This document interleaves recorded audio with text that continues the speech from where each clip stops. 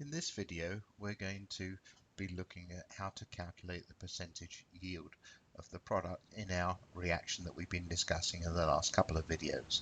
The first video created the balanced equation and showed us the stoichiometry.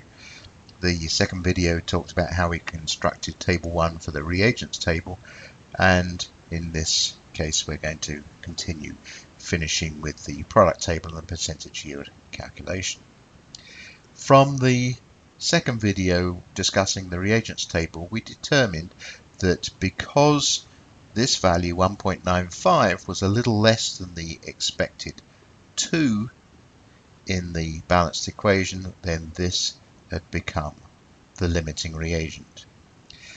The ethylene diamine had 3.2 equivalents and 3 were needed against the 1 of the nickel. So for the first calculation that we need to do, we need to calculate the number of millimoles of the product. So you recall that number of millimoles is the mass divided by the molecular weight times 1000. So 1.986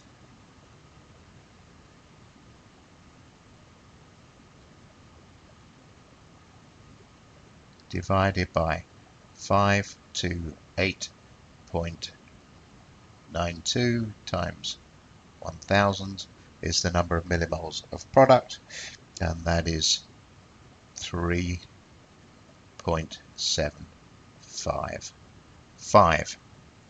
You'll notice that in the number of equivalents column for the product table there's no entry, and we don't bother to calculate number of equivalents there. The hazards and physical data, you might include the color or the melting point, but quite often it's not usual to be able to find other literature data for a product that may not have been made before. The calculation that we need to do is the percentage yield calculation, and that is the number of moles of product found divided by the number of moles expected.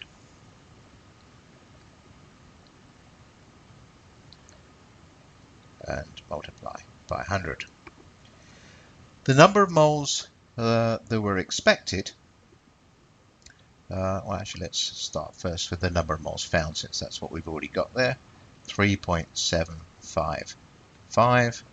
The number of moles that are expected are the limiting reagent, that's the number of moles of the limiting reagent, but bear in mind the ratio that we have in the balanced equation.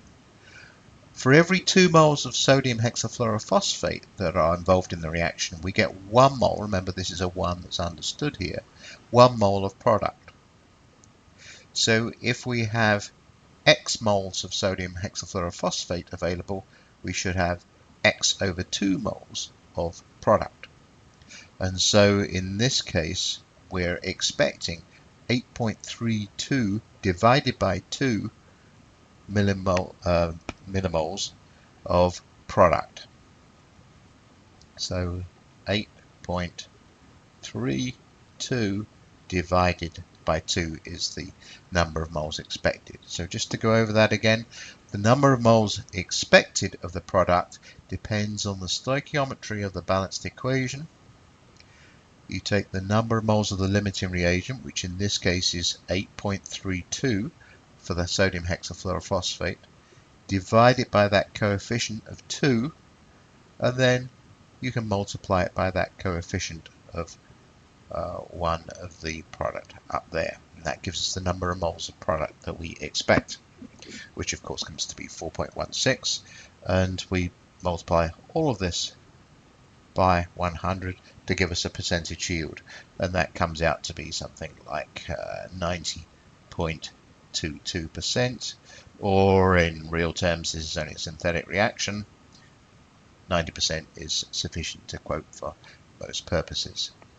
And that's how we would normally do the calculation. You can do the same ratio in grams, but working in moles or millimoles, as long as the units are the same, is probably a better way of going about it.